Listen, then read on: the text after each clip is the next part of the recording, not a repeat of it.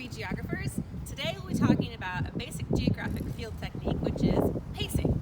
So when we're in the field, sometimes we're asked to measure long distances. Well, not everyone has a whole bunch of giant tape measures lying around the house.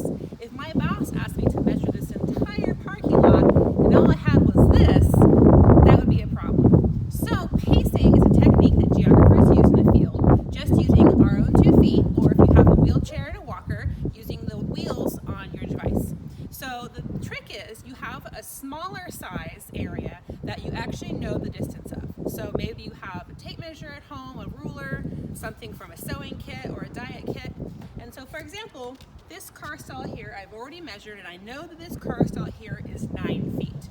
Well, how can I turn that 9 feet into something that's useful for me to use in the field? By measuring my pacing. So what I would do, I start at one end of the stall, and you're just going to do your normal walk. So if you do your field work in heels, wear heels, right? So again, if you're in a wheelchair or a walker, you want to put a chalk mark on the side of the wheel to see how far it rotates. So I'm just going to walk normally. 1, 2, 3, 4, 5. Okay, we could do it again just to make sure.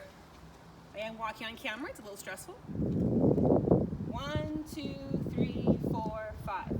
Cool. So I know that 5 of my paces is equal to 9 feet. So what would one of my paces equal?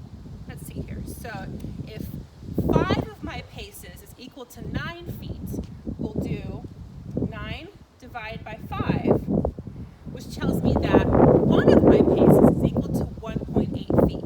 That means every time that I have a natural walk, I'm covering 1.8 feet.